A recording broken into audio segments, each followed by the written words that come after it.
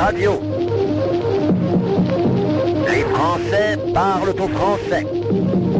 Je n'aime pas la blanquette de veau. Je n'aime pas la blanquette de veau. Sud Radio Berkov dans tous ses états.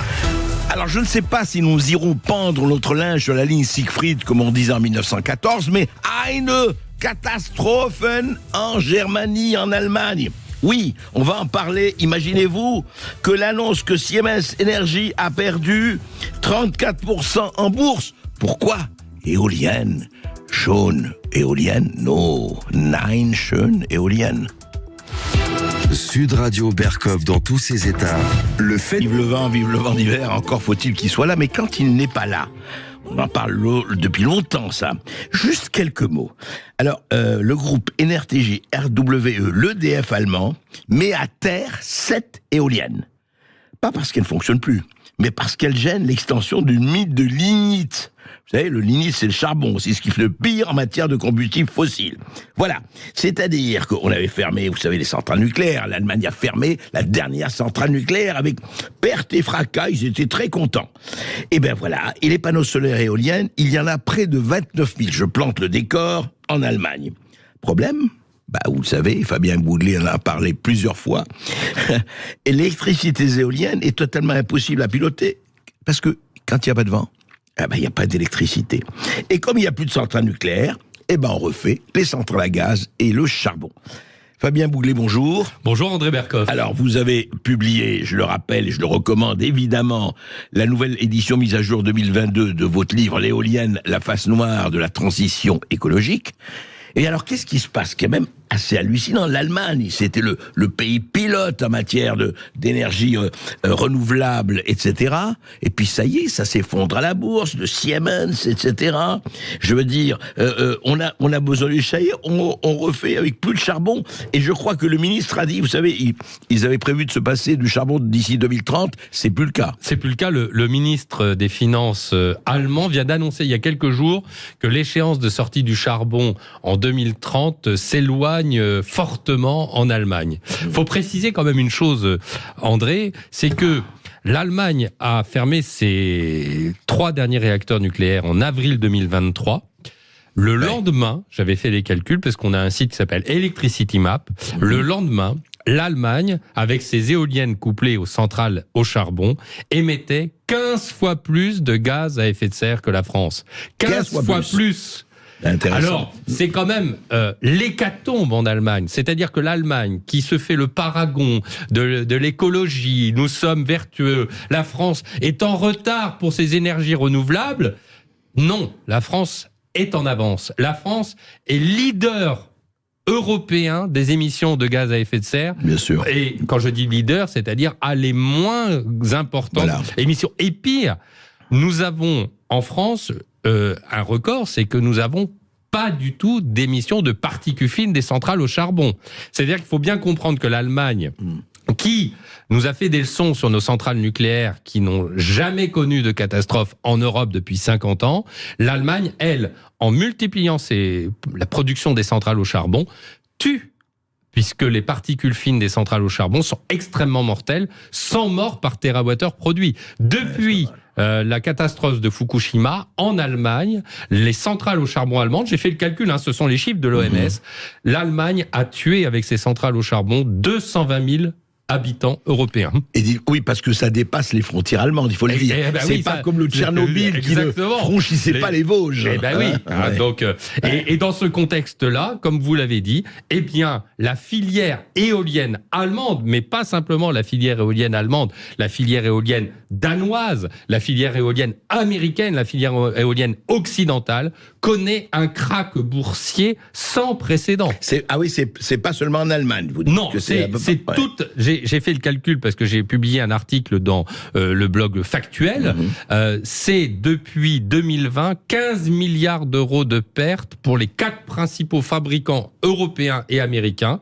Vestas, Siemens Energy, Vestas c'est le danois, Siemens Energy, Nordex et General Electric. 15 milliards en 3 ans. En 3 ans. Et Siemens Energy, qui est donc le premier fabricant d'éoliennes en Allemagne, va provisionner 4,5 milliards d'euros de pertes Il en s'est 2023. retourné vers le gouvernement allemand Et il se en disant retourne vers le aidez-moi, gouvernement aidez-moi. allemand. Ouais. Aidez-moi, 15 milliards d'euros de garantie, à telle enseigne que même Siemens, qui est la maison mère de Siemens Energy, est obligé de vendre sa participation dans Siemens Energy à Siemens en Inde, à la filière indienne, pour éviter la contamination de la catastrophe. Et donc Siemens Energy a perdu 11 milliards. Non mais ce sont des chiffres incroyables. 11 milliards entre deux baisses importantes, 33% en juin 2023 et tout récemment 25%. Donc c'est l'hécatombe. Et les éoliennes, rappelez-vous, il y a encore 2 ans, c'était l'avenir de l'humanité, l'horizon indépassable du temps béni. Oui, mais parce que en réalité, comme on a fait cette pseudo-transition énergétique qu'on a vendue avec l'Allemagne dans la Commission européenne, en fait, on a subventionné, et c'est ce que j'avais dénoncé depuis des années dans mon livre.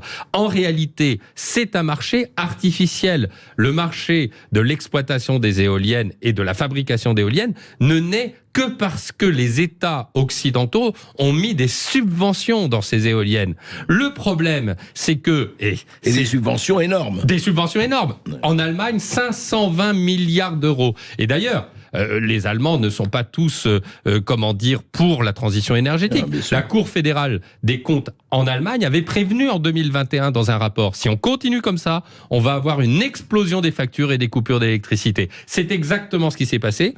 Et l'Allemagne, qui a dépensé plus de 520 milliards, comme je le disais, eh bien continue ces émissions de gaz à effet de serre, c'est-à-dire qu'on peut toujours mettre des éoliennes supplémentaires dans le réseau. Oui, malheureusement, il n'y a pas de baisse d'efficacité des émissions de gaz à effet de serre. Elle multiplie les centrales à charbon, ça y est, maintenant ça éolienne égale centrale à charbon. Ouais. Mais malheureusement, ou du moins, malheureusement pour les Allemands et heureusement pour nous, le Titanic éolien coule sous nos yeux. Siemens Energy a perdu 80% de capitalisation boursière. Moi, je dis aux actionnaires des différentes sociétés ou des fonds d'investissement verts, quittez le navire avant qu'il ait véritablement coulé. C'est le moment de vendre vos parts parce que il ne restera plus rien. D'ailleurs, Siemens Energy, dans les rapports d'activité de Siemens Energy, dit « Nous ne retrouverons pas l'équilibre avant 2026 ». Vous imaginez la catastrophe. Mais attendez, je ne comprends pas, puisque le gouvernement allemand avait dit qu'on se passera de charbon d'ici 2030. Ils ont déjà corrigé, vous l'avez dit. Hein. Oui, mais le problème, il est simple. C'est que, comme nous avons, rappelez-vous, mené des sanctions économiques à la Russie, la Russie s'est vengée en menant des sanctions énergétiques à l'égard de l'Europe et a coupé le robinet du gaz. On se rappelle de Nord Stream.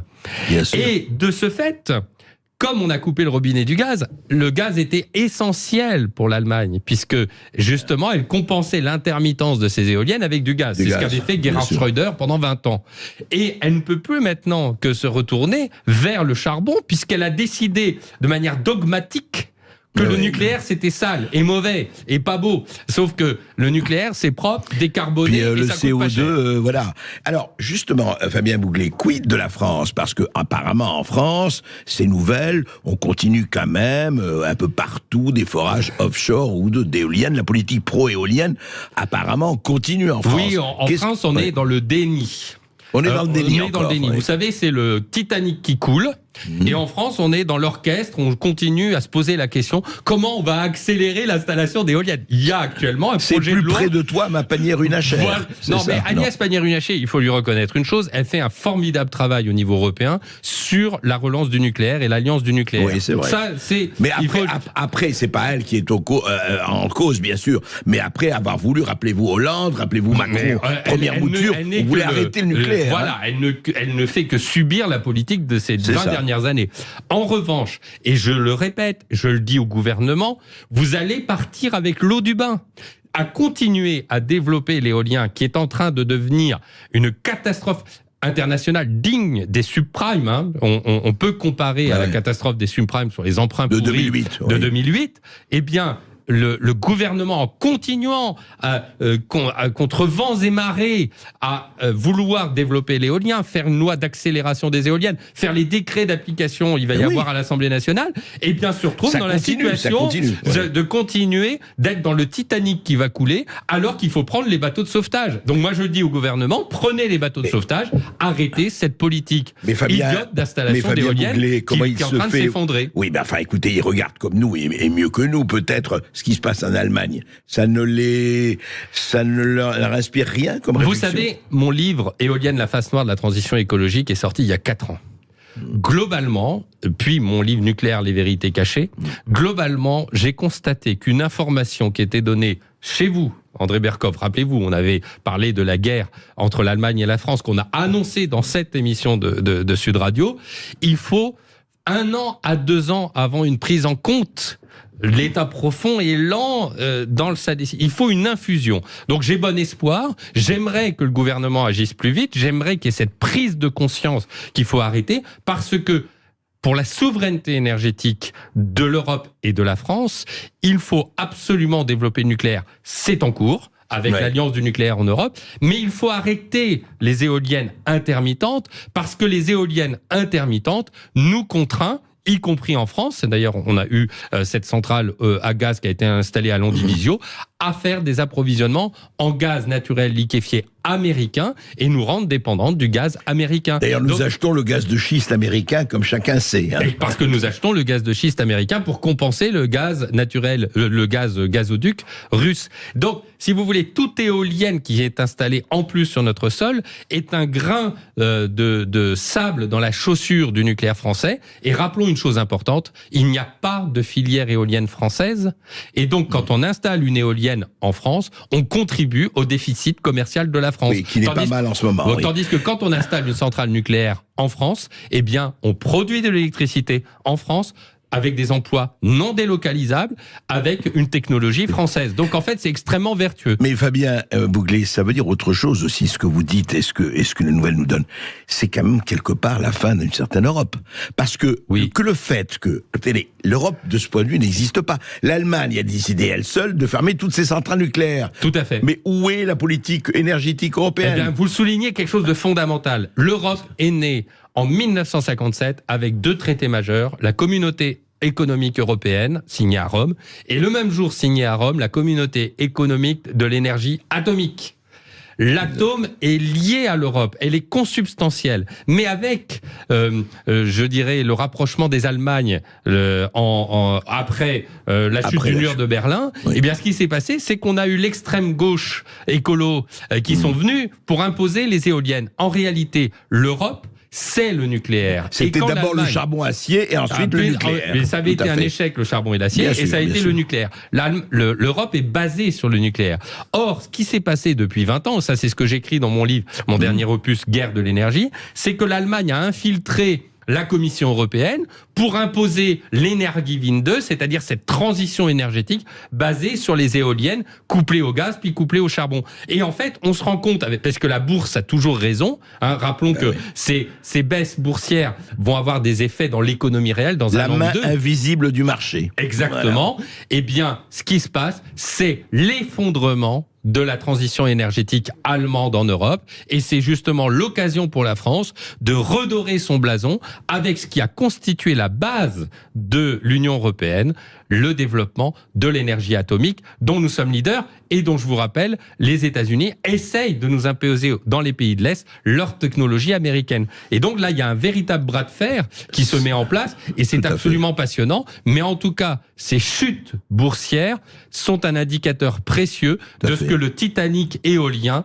est en train de couler sous nos yeux. Et merci Fabien Bouglet. Et n'oubliez pas qu'il n'y a même pas l'orchestre. Alors qu'au moins dans le Titanic, il y avait un orchestre. Merci. Voilà. Merci André Berkoff. Merci Fabien Bouglet d'avoir été avec nous. Je rappelle que vous êtes expert en politique énergétique et auteur de ce nouveau livre, Guerre de l'énergie au cœur du nouveau conflit mondial. C'est aux éditions du Rocher. On va se retrouver dans un